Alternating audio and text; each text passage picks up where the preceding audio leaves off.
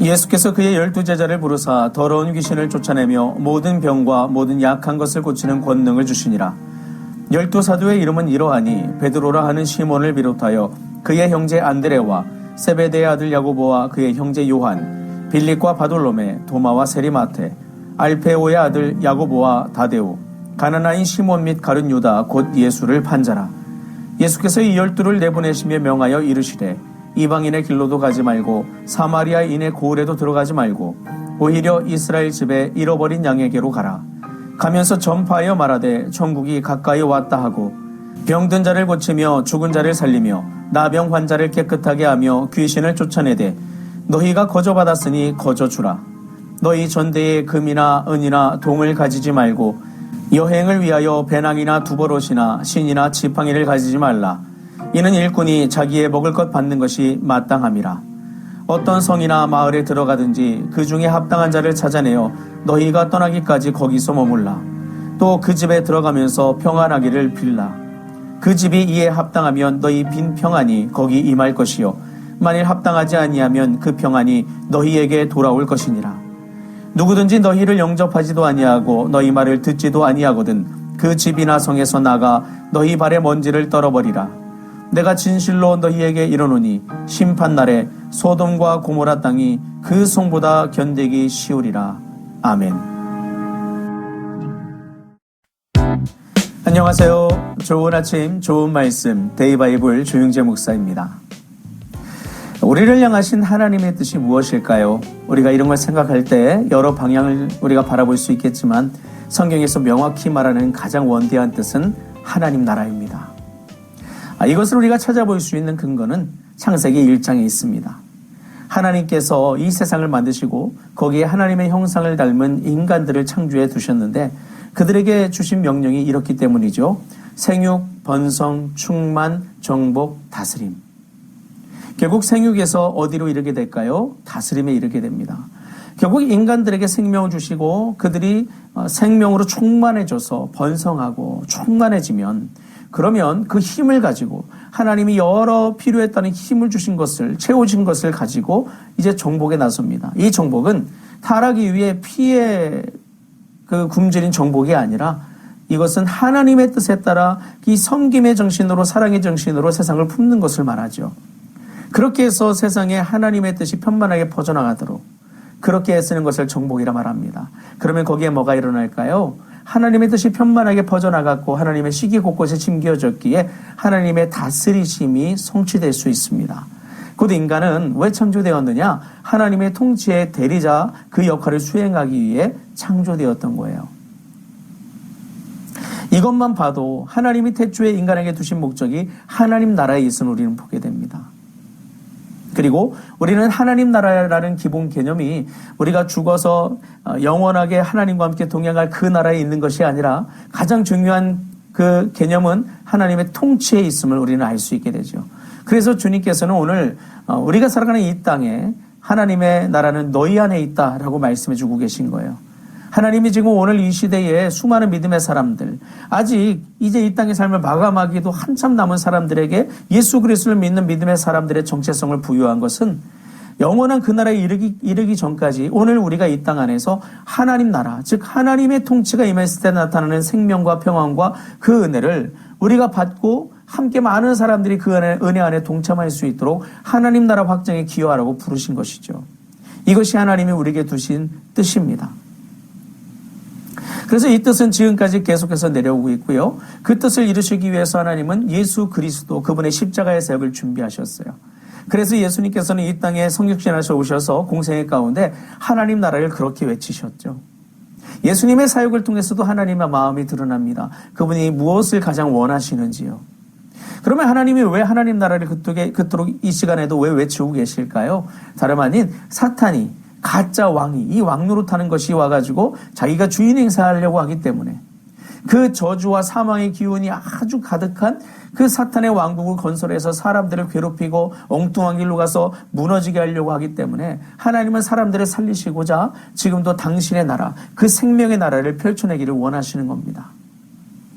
정확히 말하면 본래 하나님의 나라를, 주님의 나라를 찾고 세우고자 하시는 것이죠. 주님은 그래서 성육신하셔서 이 땅에 오셔서 공생애 가운데 수많은 당신의 사람들을 부르셨어요. 그 가운데 특히 오늘날 조직 문화로 말하면 최측근 인사들을 불러 세우시죠. 그 사람들을 우리는 12사도라고 합니다. 오늘 본문에 그 12사도를 부른 이야기가 담겨 있는 걸 보게 되는데요. 여기서 사도라는 것은 예수 그리스도로부터 권위와 권능을 위임받아 복음을 전하도록 파송된 사람을 일컫습니다.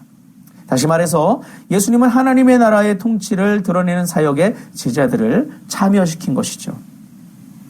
그래서 예수님은 이 제자들에게 그 일을 감당하라고 주님이 하셨던 사역을 그대로 감당할 수 있도록 능력을 주셨어요. 권능을 주셨는데 이 권능으로 뭘 했어요?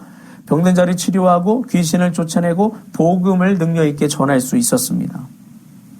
이걸 통해서 주변 사람들은 무엇을 보게 될까요? 예수님 한 분에게 집중되어 있던 이 사역이 그를 따르던 일반 소시민들을 통해서 나타나는 현상을 보게 되면서 하나님 안에서의 역사가 어떠한지를 그들은 눈에 보이는 사역으로 체험할 수 있게 될 거예요. 특히 앞으로 예수님이 부활 승천하신 다음에 이 땅에 남겨져서 그 일을 감당해야 될 제자들이 주님과의 관계 속 안에서 이 사명을 감당할 수 있는 현장 학습의 자리가 될 것입니다.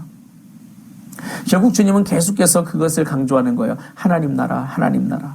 나는 그 나라를 위해서 너희를 불렀다. 나는 그 나라를 살게 하기 위해서 너에게 권능을 주었다. 나는 너희들에게 그 나라를 살게 하기 위해 그 나라의 사명 감당하기 위해 너희들에게 필요를 공급해 준다. 이 얘기를 해주고 계신 거예요. 그 나라를 위해 부름받은 걸 잊지 말라는 거죠. 여러분, 이게 오늘 우리에게 중요한 것은 우리 모두도 이 사명을 갖고 있기 때문에 그래요.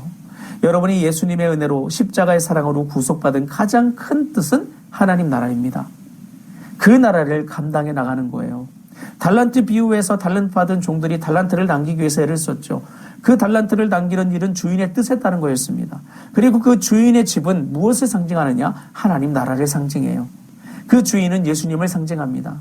그 종들, 달란트 받은 종들은 예수님으로부터 사명을 받은 사람들, 우리를 말합니다.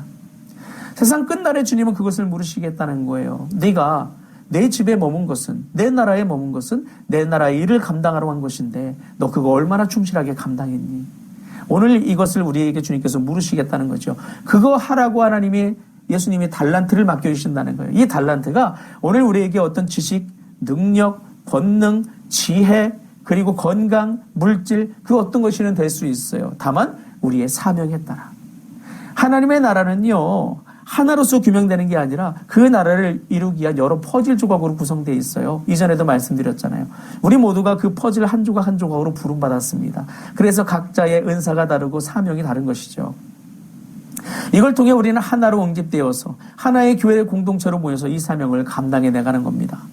그 가운데 주님께서는 우리 가운데 능력도 주시고 부여하시고 또 살아가는 삶의 자리에서 필요한 것들도 공급하실 겁니다. 오늘 본문을 보면 예수님이 제자들을 파송하시면서 독특한 명령을 내리세요. 여분의 전대도 배낭도 음식도 지니지 말라고 하세요. 그러면서 그러세요. 일하는 사람들이 그들이 일한 대가를 받는 것은 마땅한 것이다. 그 말은 일한 대로 필요한 것들을 공급받을 것이다 라는 주님의 약속이에요. 또 주변에 수많은 사람들에게, 오늘 우리 살아가는 이 시대 사람들에게 그것을 분명히 이야기하는 거죠. 주의 나라를 위해서 일하는 모든 사람들에 대해서 너희들이 서로 선대하라는 명령을 간접적으로 여기에 담아 놓으신 겁니다. 자, 그런데 중요한 건 여기서 1차적으로 보이는 건 뭐냐면 신뢰예요. 관계 안에서의 신뢰. 하나님이 너희들이 믿음으로 하나님 나라의 삶을 살아갈 때 사명 붙들고 나아가면 그것에 일단 집중하라는 거예요. 이걸 해나가기 위해서는 이것도 필요하고 저것도 필요한데 이거 해야 되고 저거 해야 되고 삶을 살아가다 보면 자녀 문제, 학교 문제, 직장 문제, 모든 문제들이 산적한데 이거 해나가다 보면 문제 생기는 거 아닌가 생각 버리라는 거예요. 일단 뭐 하라는 거예요? 너희들이 왜 부름받았는지 알라는 거예요. 왜 구원받았는지 알라는 거예요. 오늘 교회에 왜 모였는지 알라는 거예요. 그 목적을 분명하게 해서 그 목적을 이루기 위해서 기도하며 하나님의 도우심을 구하라는 거죠. 이 목적이 흐려질 만하게 다른 필요를 채우기 위해서, 다른 걱정을 불식시키기 위해서 거기에 힘을 쏟지 말라는 거예요. 그러다 보면 이도 저도 안 된다는 거죠. 특히 하나님의 사명 이루기 어렵다는 거죠. 그러기 위해서 우리에게 필요한 건 주님을 향한 신뢰가 분명해야 돼요. 그 관계성이 확실해야 돼요. 주님이 우리를 붙들어 주실 것이다. 이 부분이 필요합니다. 그래서 오늘 여기에서 우리가 볼 수 있는 것은 이런 부분들이에요. 하나님이 능력도 주시고 은혜도 주시고 필요한 것을 공급하신 이유가 어디에 있는가? 우리로 하여금 하나님 나라의 사람으로 제자로 살아가게 하시기 위해서 그걸 주시겠다라고요. 그러면 그런 것들을 받아서 우리가 은혜를 누리고 능력을 받아서 행하고 하나님의 공급하심을 누리려면 어떻게 해야 될까요? 그 일을 이루어 가신 주님과의 관계가 분명해야 돼요. 그 관계가 친밀해야 돼요. 그리고 그 관계 안에서 우리의 목적의식이 분명해야 돼요. 그렇지 않게 되면 거기서 이탈하게 됩니다. 받은 것도 상실하게 됩니다. 그래서 오늘 본문 안에서 마태는 이걸 부각시키기 위해서 잠시 잠깐 흔들렸지만 끝까지 주님을 붙들고 순교의 자리까지 나아갔던 베드로를 맨 먼저 선두 자리에 놓습니다. 기억하라는 거죠. 흥미롭게도 가룟 유다는 맨 뒤에 배치했어요. 나이가 어리고 막내라서 그럴까요? 아닙니다. 가룟 유다는 자기 욕심에 따라 제 길로 갔기 때문에 그래요. 똑같이 12사도로 부름받았습니다. 똑같이 하나님 나라의 사명 받았습니다. 그런데 유다는 자기 욕심에 따라 제 길로 갔어요. 주님의 권능, 능력, 공급하심, 보호하심 모든 걸 스스로 걷어차버렸습니다. 오늘 우리도 그럴 수 있음을 우리는 기억할 수 있어야 돼요. 특히 여러분, 우리가 삶을 살아가다 보면 주님의 은혜를 받을 수 있는 상황들이 우리 가운데 펼쳐질 수 있어요. 하나님의 은혜, 그 능력의 현장, 우리를 살리시는 손길이 우리 가운데 다가올 수 있고 우리가 믿음의 길을 온전히 걸어갈 수 있도록 붙드시는 역사가 있을 수 있어요. 그런데 하나님의 마음과 식과 우리의 마음이 다르면 귀한 주님의 부르심이 왔음에도 우리가 거절할 수 있어요. 오늘 본문 안에 그 상황이 나타나죠. 가서 이스라엘의 잃어버린 집들을 찾으려고 갔어요. 갔는데 복음을 들고 갔는데 거절하는 사람들이 발생할 거래요. 주님이 맞아들이는 일도 있겠지만 거절하는 사람들이 발생할 거래요. 그러면 발의 먼지를 떨어버리래요. 발의 먼지를 떨어버린다는 것은 당시 유대인들이 이방인의 땅에 갔다가 돌아올 때 부정하다 해서 부정을 털어버리는 의미로 그 행위를 했어요. 이방과 나는 관계없다라는 의미죠. 그런데 여기서 복음을 잃어버린 유대인의 집에 가서 복음을 전했는데 이방 땅도 아닌데 발의 먼지를 떨어버리라는 건 뭘까요? 하나님과의 관계 단절에 대해서 의미하는 거죠. 인간은 모든 범죄 이후에 이 땅에 태어날 때 관계 단절 상태에서 태어나요. 그런 그 안에서는 생육, 번성, 충만 기대할 수가 없게 되죠. 결과적으로 하나님의 은혜가 우리의 은혜가 되지 않는다는 얘기예요. 관계성이에요, 중요한 건.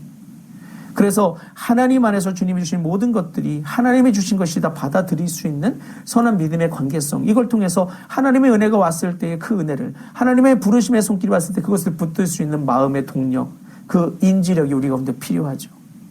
어떤 이들은 그럴 거예요. 하나님이 부르셨으면 붙잡아야죠. 그러지 못할 가능성이 우리 가운데 충분하다는 거예요. 우리가 그런 사람들이기 때문에 그렇죠. 그래서 여러분, 오직 우리가 믿음 안에서 오직 하나님과 함께 은혜의 길을 가기 위해서는 우리에게 분명한 것이 있습니다. 나는 왜 구원받았는가? 나는 왜 하나님의 사람이 되었는가? 내가 오늘 왜 교회를 다니는가? 나와 오늘 예수님과의 관계는 어떠한가? 이걸 분명히 다시 한번 점검하시길 바라요. 중요한 건 우리 모두는 예수님께서 제자들에게 너희들이 나가서 복음을 전해서 제자를 삼으라 하셨던 마태복음 28장의 명령 때문에 예수 그리스도를 믿는 순간 제자가 되어야 되는 의무를 부여받아요. 제자가 된다는 것은 결국 스승의 모든 것들을 물려받는다는 이야기예요. 그럼 올해 우리 모두에게도 하나님 나라 사명이 존재한다는 거죠.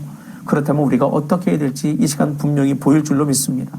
그래서 예수 안에서 구원받은 우리들, 훗날 주님 앞에 모두 서게 될 때에 정말 칭찬받는 우리로 설 수 있도록 오늘 그 나라를 살아가는 목적을 분명히 하시고 나의 사명을 다시 한번 점검하시고 그 나라 갈 수 있도록 주님께서 주실 능력, 은혜, 지혜, 공급하심을 구하십시오. 하나님이 반드시 채우실 겁니다. 그리고 그걸 가지고 주의 나라를 위해서 헌신해 나가십시오. 단 한 걸음이라도 예수님이 기뻐하신 일을 찾아 행해 보십시오. 주님이 분명히 그 안에 생명의 역사를 이루실 것입니다. 기도하시겠습니다. 좋으신 하나님 아버지 감사합니다. 오늘 말씀을 통해 우리가 분명히 가야 될 믿음의 길을 보게 하시니 감사합니다. 우리는 이 땅에 섞여 살아가다 보니까 내가 왜 구원받았는지, 내가 어디를 가야 될지, 무엇을 해야 될지 알지 못할 때가 많습니다. 하나님, 성령님을 통해서 우리로 깨닫게 하셔서 우리가 구원받은 목적, 그 안에서 삶을 살아가는 삶의 목적을 분명히 깨닫고 그에 합당한 믿음의 갈망을 가지고 하나님께 구하여 은혜를 힘입어 지혜를 힘입어 믿음의 길을 걸어가는 우리가 되게 하여 주옵소서. 그 안에서 주의 생명의 역사에 동참하고 그 은혜를 누리게 하여 주옵소서. 그렇게 살아가는 동안 필요한 모든 것들 하나님 역사하시되 영성이 있게 하시고 믿음 있게 하시고 능력 있게 하시고 강건하게 하시며 모든 행하는 자리가 평강이 넘치게 하시고 모든 것에 충만함으로 온전함으로 이루시는 주의 역사를 누리게 하여 주옵소서. 감사드리며 우리 주 예수 그리스도의 이름으로 기도합니다. 아멘.